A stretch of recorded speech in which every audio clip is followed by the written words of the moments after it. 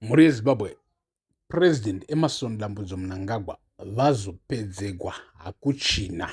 And then mobva mabvunza kuti Nexus uri chi. So let me get into this story right now. Muri Zimbabwe, pane news dzasvika pa news desk.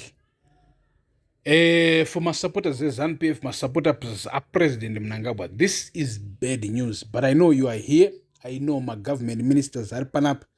I know President Emerson Mnangagwa pachavo nevamwe vemhuri yake vari panapa pamuzinda wevanhu, because we've been influencing changes in Zimbabwe. We've been influencing the political atmosphere in Zimbabwe, and every Zimbabwean right now knows the super nexus ukaona vataura zvinhu zvinoitika. So muri Zimbabwe tiri kuudzwa nevanotiudza vari mukati megovernment, vari mukati mechinhu ichi, kuti President Mnangagwa azopedzegwa. So let me get into that story. Hanzi President Mnangagwa apedzegwa and Hakuchina.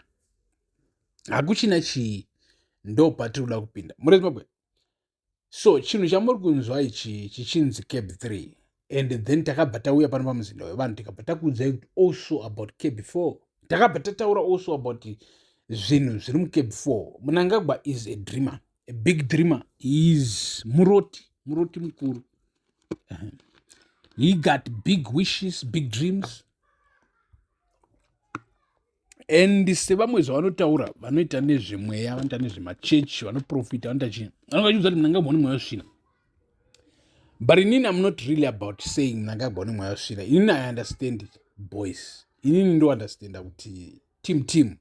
Boys, inini ndo team. Ndo understand team ka rine madreams ekuva mabig boss, ekuva maboss. Like, it's just like, man, nonsense. Inini ndo pinda.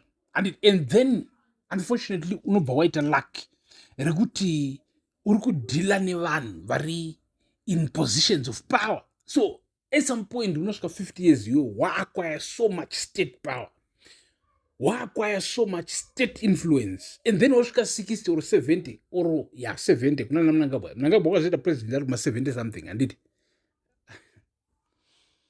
mrezimbabwe 70 years is not a joke. Isusu tiri kuno kuzazi kuno kwakadaro. And ukaona wasvika 70 years unenge wava makore akawandisa, so many connections, so many conversations you have had with people, experiences, attended this party, this wedding, also attended funerals of a lot of people. So you have a lot of connections, a lot of everything. So you are way more powerful as a man than a man who is 25, than a man who is 30, a man who is 40, a man who is 50. You understand? So you got so much influence. Ndo mapositions atichitaura kuti anana Emerson Mnangagwa, ndo mapositions atichitaura kuti anana Constantino Chiwenga. And it's time and consolidating. They've been consolidating power for years. It's not that these guys are superior than us. Right? Zvakamira zvakadaro muri Zimbabwe. Mnangagwa tiri kunzwa kuti apedzegwa. So kune ma-court cases muri Zimbabwe anga akavhugwa, achiri kuvhugwa, achiri kuendera mberi, ari kuopposa cab 3 in the constitutional part. So in the constitutional court. So now katakutaura zvema-court cases are in the constitutional court. Ndope patinodzoka isusu kuma-comrades, ma-comrades who are being represented by Love Mumadoko. Don't play with that court case. And then there have been new court cases opened after Vice President vataura nyaya yaLazarus, which means these court cases were opened by Vice President Chiwenga. And remember, takakuudzai pana muzinda wevanhu neni Super Nexus ndichikuudzai kuti inini wamuri kuti Vice President Chiwenga, this is a big guy when it comes to politics. This is big influence when it comes to Zimbabwean courts. Already. So vekumakoti vave muchiona vachisi Elizabeth chakadaro wazoita so, and then there are these other 6 judges and they're sitting over this case and that other case. You have to understand that those guys, although there are claims, allegations that they were paid by President Mnangagwa and his cabal, his Gananda, these guys, no matter what, they will always rule in favor of President Mnangagwa. And how have they been acting over a couple of few years ago? Let me get into it. Ndobva ndakutadzai numbers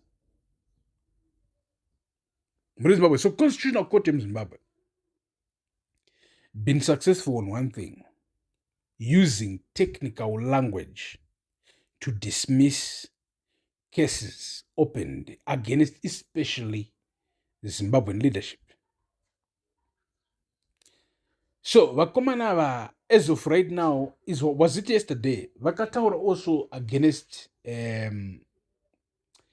Makes ana Love Mumaduk and the other war veterans angara against Cab 3. Do you know what they said? They said, "Why this court case is what is vakataura rimwe shoko rekutaura kuti court case haina information yakakwana, haina evidence yakakwana, haina chakadaro chakakwana chatinoda kuti tiite sit over a court case.